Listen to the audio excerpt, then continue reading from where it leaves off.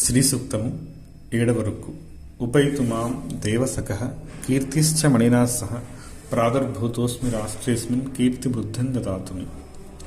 So మనం ఈ super conscious లెవెల్ని, ఏదైతే పరమాత్మ శక్తిని ఏదైతే ఈ రూపకంగా ఉందో మనం ఇన్వైట్ చేస్తున్నాం. ఇన్వైట్ చేసే క్రమంలో ప్రీవియస్ ఏం చెప్పామంటే మాయాంతరాయాశ్చ బాహ్యలక్ష్మి, మనలో అంతర్గతంగా ఉన్న మాయని, బయట ఉన్న అలక్ష్మిని మనం నాశనం చేసుకోవాలి, ఇవి పోగొట్టుకోవాలి అని చెప్పేసి సంకల్పం చేస్తున్నాం. సో ఇది మనకి ఇప్పుడు ఎనర్జీని మనం ఇన్వైట్ చేస్తే మన దగ్గరకు వచ్చింది. సో ఇప్పుడు ఇక్కడ ఇంకొక కొన్ని తెలుసుకుందాం. ఉపైతు మాం దేవసక అంటే కుబేరుడు, అంటే దేవుడు. దేవసక అంటే దేవేంద్రుడి యొక్క మిత్రుడు. కుబేరుడు ఉపైతు మాం, నాకు దగ్గరికి రా. ఉప అంటే దగ్గరికి రావాలి, నా దగ్గర ఉండాలి. ఉప అంటే సమీపంగా ఉండటం అని అర్థం. నాతో కుబేరుడు ఉండాలి. ఏమేమి ఇవ్వాలి? మళ్ళీ కీర్తిశ్చ మణినా సహ, మణితోటి కీర్తితోటి రావాలి. మణి అంటే కుబేరుడి దగ్గర చింతామణి ఉంటుంది, ఏది గురించి అది ఇచ్చేది. కీర్తి అంటే మనం చేస్తున్న పనికి గుర్తింపు.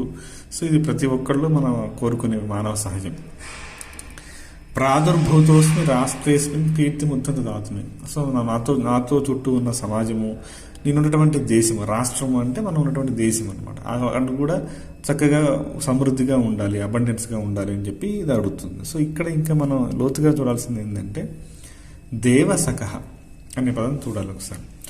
ఈ ఎనర్జీ ఎప్పుడైతే మనకి అందుబాటులోకి వచ్చి మనకి మెల్లిమెల్లిగా ఎక్స్పీరియన్స్ అవుతుందో అది అప్పుడు మనకి మన ఫ్రెండ్గా మారిపోతుంది.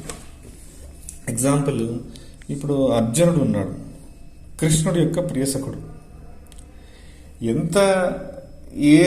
ఎంత కష్టంలో ఉన్నా పాండవులు, ఎంత ఇబ్బందుల్లో ఉన్నా కానీ, అడవిలో ఉన్నా లేకపోతే వాళ్ళ ఇల్లు కాలిపోయి ఎంత కష్టాలు పడ్డారు వాళ్ళు, ఎన్ని ఇబ్బందుల్లో ఉన్నా కానీ ఈ పవర్ వాళ్ళతోనే ఉంది. వాళ్ళు అవన్నింటినీ చాలా ఈజీగా అధిగమించారు.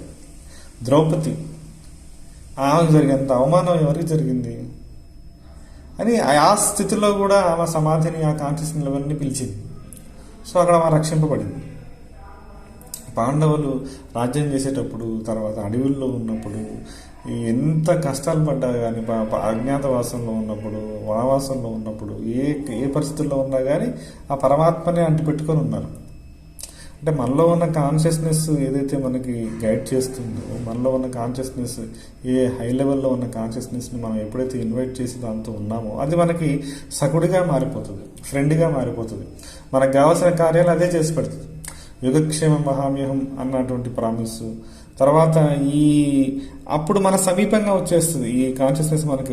ఉపయుతు మాంసక దేవసక అంటే సూపర్ దేవ కాన్షియస్నెస్ అనమాట. ఇక్కడ కొంచెం ఇలా మనం దీన్ని అర్థంగా తీసుకుంటాం. అంటే కుబేరుడు అనేది ఫిజికల్ ఆస్పెక్ట్లో ఉన్నటువంటి అర్థం. స్పిరిచువల్గా ఈ కాన్షియస్నెస్ మనకి అందుబాటులోకి వచ్చినప్పుడు, మనకు దగ్గరగా వచ్చినప్పుడు అది అప్పుడు మనల్ని లీడ్ చేయడం మొదలవుతుంది. ఇప్పుడు మనలోనే ఉన్నటువంటి రెండు చైతన్యాలు, ఒకటి కర్మఫలం అనుభవిస్తూ ఉంటుంది, ఒకటి నిర్లిప్తంగా చూస్తూ ఉంటుంది. అంటే అది సంబంధించిన ఈ కర్మకు సంబంధించిన ఈ ప్యాటర్న్స్లో, సంబంధించిన వీటి వ్యవహారాల్లో జోక్యం చేసుకోదు, సాక్షిగా గమనిస్తూ ఉండేటువంటి తత్వం. అది ఎప్పుడైతే మనకి అందుబాటులోకి వస్తుందో, ఎప్పుడైతే మనకి అది ఎక్స్పీరియన్స్ అవుతుందో అప్పుడు మనకి అది ఫ్రెండ్లీగా వర్క్ చేయడం మొదలవుతుంది.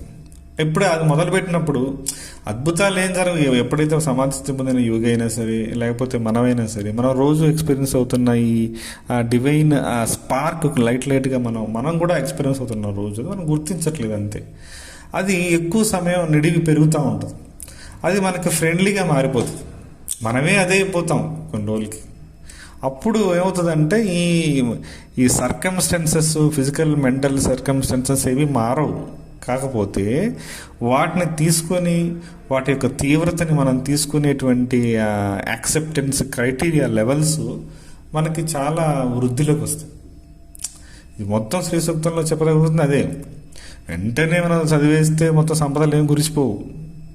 కాకపోతే అవి మనం ఆ ఎనర్జీ ఏదైతే మనకి లీడ్ చేస్తున్న ఎనర్జీ ఏదైతే ఉందో అది మనకి అందుబాటులోకి వచ్చినప్పుడు మొత్తం సృష్టి అంతా కూడా రమ్యంగా కనిపిస్తుంది, సంపదతో కనిపిస్తుంది, సమృద్ధిగా కనిపిస్తుంది, తెలియని ఆనంద స్థితి మెల్లిగా వస్తుంది. అది అసలైన సంపద. మిగిలినవి కూడా కావాలి, కీర్తి కావాలి, డబ్బులు కావాలి. చింతామణి అంటే మనకు కావాల్సిన కోరుకున్నవన్నీ జరగాలి.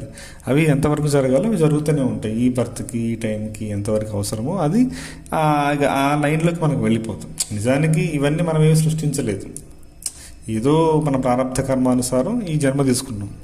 బట్ వీటి మీద వ్యామోహం అనేది నేను సృష్టించలేదు, దీంట్లో నేను నిర్మాణంలో పాల్గొనలేదు. సో వీటి మీద ఉన్న వ్యామోహము, వీటి మీద ఉన్న అతి కోరిక, వీటి వల్ల వచ్చే దుఃఖము నుంచి మనం మెల్లిమెల్లిగా విముక్తి పొందుతాం. సో ఈ సూపర్ కాన్షియస్నెస్ లెవెల్ ఇవి చేస్తుంది. నేను దీంట్లో భాగమై ఉన్నాను.